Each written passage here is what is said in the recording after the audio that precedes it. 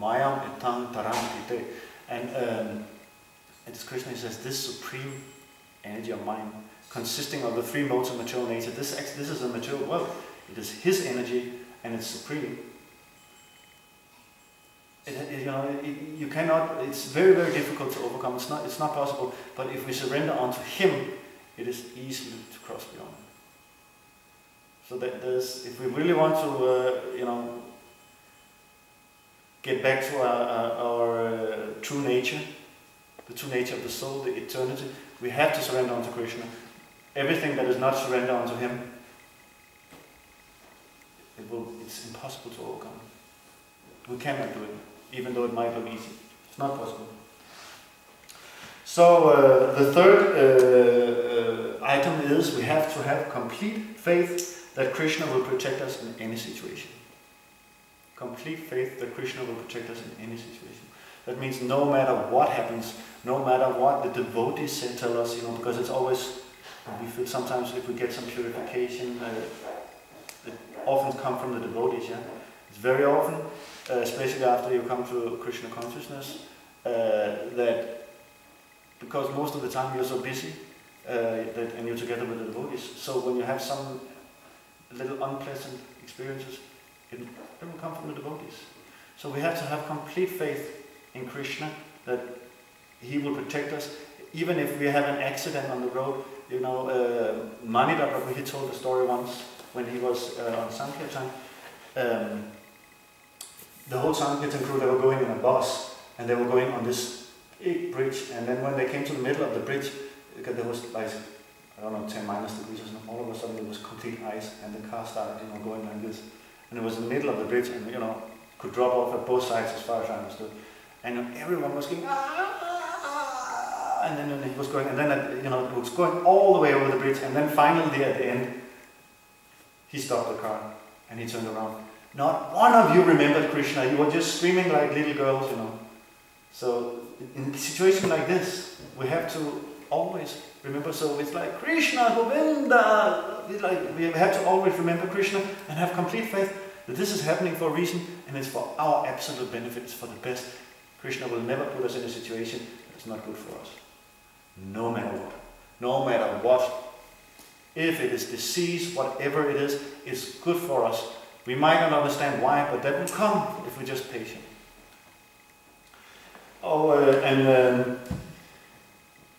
We have to completely depend on Krishna's mercy. It's the same thing. So whatever we do, we just completely, I do my best and I let Krishna do the rest. But we have to do our absolute best. And then, whatever happens, we get something, thank you, Krishna, that's Krishna's mercy. We don't get it, we get some honor, Krishna. Krishna, always Krishna, Krishna, Krishna, Krishna. We always have to remember just Krishna, and everything is by his mercy, and everything is for our benefit.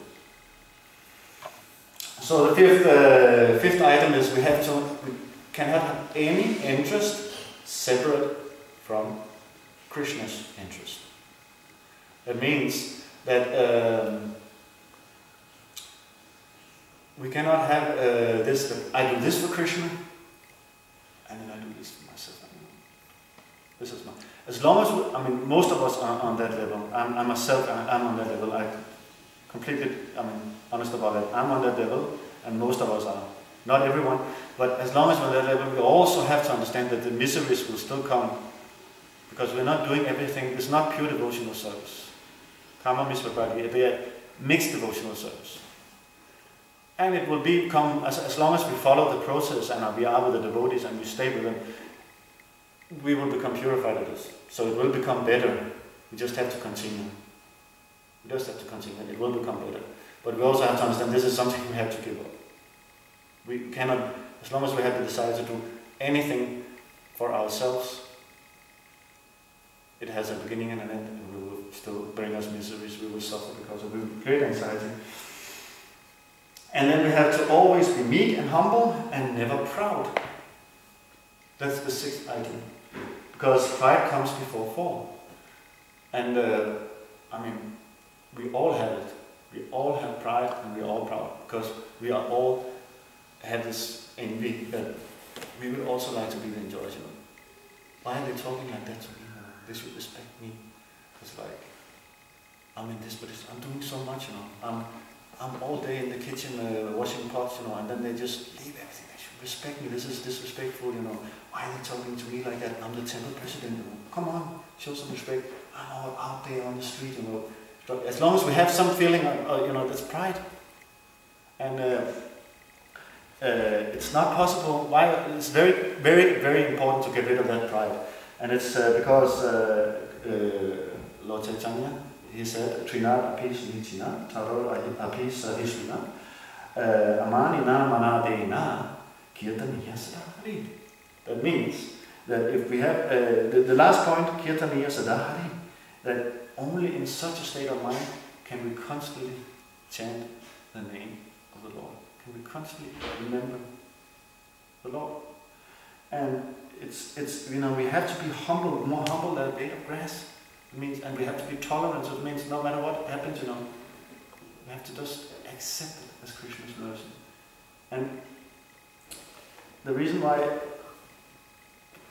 we have to understand that if we are not humble, it's not possible for us to listen. That is why, if we can listen, then we can chant the name constantly, the holy name of the Lord. So this is a very, very important point.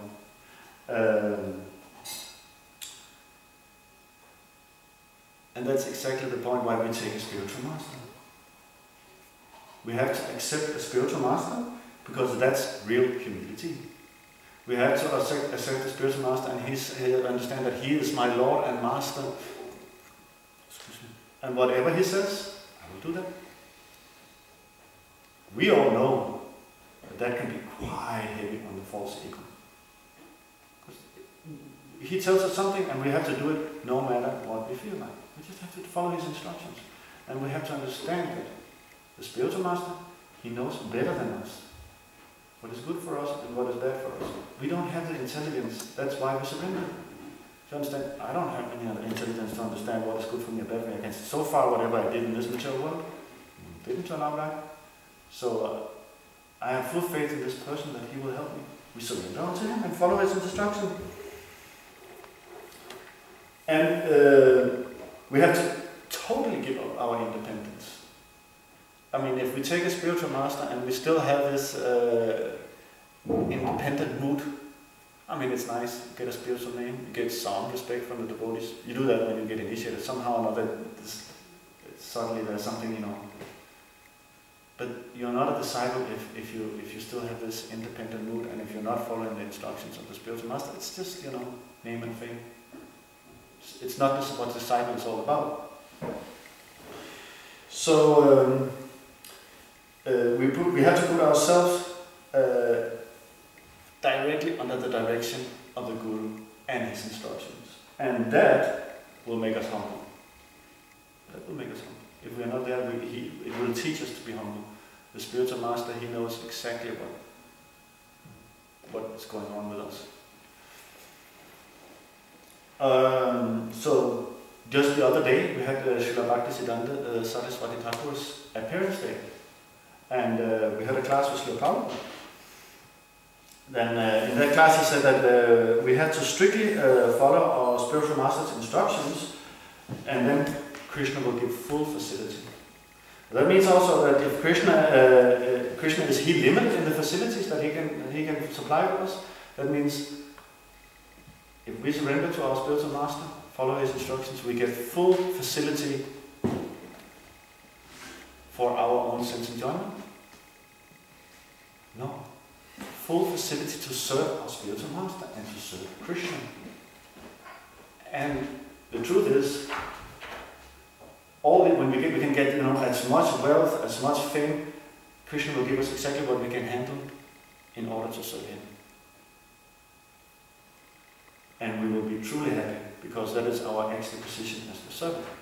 We can give up this false ego and this envy. We know that if you're envious of someone, it's a nasty feeling. And the minute we give it up, we will become so much more happy. So, we have free will. That's why we are here. It's our choice. It's our decision. What do we want? We can either surrender unto Krishna, to the spiritual master, and listen, or we can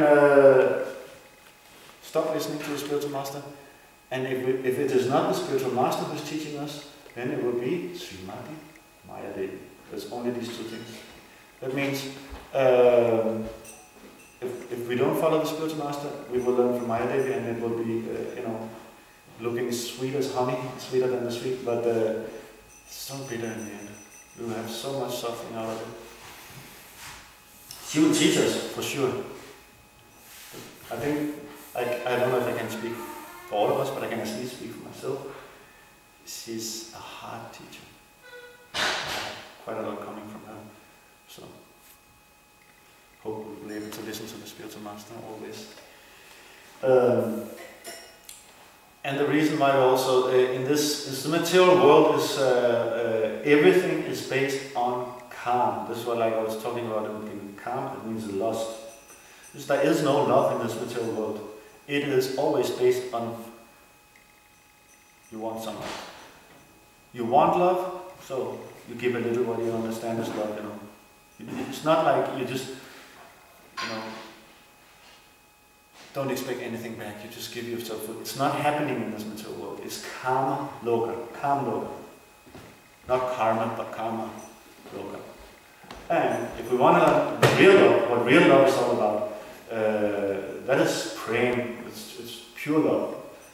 Then we listen to the spiritual master. Pure love of Godhead we can get from the spiritual master, and then we can go to prema yoga, which is the spiritual world. So we have to be very careful what we wish for, and we have to understand as long as we have any anxieties, we are suffering or because of anxieties, it is because we still have some separate desires, we have some separate wishes. A devotee has only one very, very strong anxiety. And what is this anxiety that the devotee here has? Yes? How will the mission of the spiritual master go on? That's true. But the strongest anxiety that the devotee has is never to forget Krishna. Just for 1 second. This devotee is always, please Krishna, let me never forget you. If I forget you just for one, he's always afraid of forgetting Krishna. That is the devotee. So if we are afraid of something else, that means okay, we are not a pure devotee. It's like a science. We can study Shastra, we get all this, we can see in ourselves what is going on in our minds. What's going on is very clear actually. If we just base everything we do on Guru, Sadhu and Shastra, everything becomes clear. And it is actually quite clear if we try not to get too involved in our feelings and emotions and what is going on here and then. We just try to sort of like, and in the military we always use this expression, like the view from a helicopter, bird view, you go a little and you see, okay, you can really analyze everything is in Shastra and you get everything from Guru. It is very important to listen. You have to be able to listen, but if you cannot listen from the spiritual master, it's not possible. We have a very great example here of someone who was listening to his spiritual master. Who's that? Definitely. But I was not thinking about him. Definitely. I was thinking about Srila Prabhupada. Did he have any desires separate? He had in the beginning some desire. He had difficulties giving up and becoming a sannyas. But his constant meditation was the instruction he got from his spiritual master. Go to the West and preach to the Western people. He had that in his heart for 30 years before it became real. So Srila Prabhupada has given us a perfect example of how to become completely Krishna conscious. And Srila Prabhupada, he was constantly serving Krishna and talking about Krishna, even to the point where he was leaving his body, he was translating books. So that is what we should do also. We have to listen, and that will save us. And that is what a disciple also means, very eager to hear from the spiritual master. So we have to take these instructions from Hiranyakasipu very seriously. We have to read Bhagavatam. I mean, we have to read every single day and try to understand, analyze these instructions and this science. And we have to do that in the association of the devotees. And yeah, Guru Sarvasastra. So we have these 3 points, and then we're okay. We will become happy at the end. And when we come to the end, when we will become Krishna conscious, there will be no more suffering. There will be only happiness, and everything will be like a complete game for us. We play with it, and we will be happy. So we don't really. It's not really so much important for us what happens when we become a pure devotee, as long as we just search. What some of the devotees ask for, what will happen when we come to the spiritual world, after we finish chanting? More chanting. So there will be more chanting, there will be more service. And then all our sufferings will be finished. Is there any questions or comments? Yes? I was just thinking, you mentioned this, that in this material world, no one ever does anything selflessly. There's always, even though it might appear to be selfless, then there's always this, like, you get the, like, people will look at me in a nice way, or this and that, or what I get in return. So many things. So, but we always have a motive. So our Krishna conscious process is not to get rid of the motive. But so, my question is, we are told we should be unmotivated, but unmotivated really means, understanding correctly, that it's to please Guru and Krishna. That is unmotivated. That's a good motive to have. That's okay. That's not a material motive. That's spiritual. So that's what we should strive for. Exactly. Also, it's a very important point actually that you're mentioning, because we cannot be desireless. We always will have desires. That is a part of the nature, of our nature. We will always have desires, but we should just make sure that dovetailing with Krishna is Krishna conscious desires. So that's why we have to give up whatever is unfavorable for us, and we have to accept whatever is favorable. And it's training, it's not something you just do, that's why we're here. So it will come slow but sure. And it's not like you sort of give up a lot of things, because what can you really give up? You don't really own anything. But you just, when you engage in devotional service, you will just become more and more busy. So all these other things that will just vanquish. You don't have time for them, and you don't think about them. You'll just be very busy in planning how to serve better and how to be with the devotees, and how to arrange everything for the service and of your spiritual master. So of course we should try to dovetail whatever we do. It's not that we have to give up anything, we just have to add Krishna consciousness. And then if we follow the process, everything will be adjusted. It's not like, it will happen even in one lifetime. Srila Prabhupada says, even in this lifetime, you can come to the point where you can actually sit face to face with Krishna. So it's like 8 years, that's a long time. Yeah, but if you see in that span of eternity, millions of lives, then 80 years is like not even a second. So it is very fast and it's very efficient. But of course also, we don't understand everything from the beginning, so some faith must be there. And in order to have get strong faith, you have to follow the process.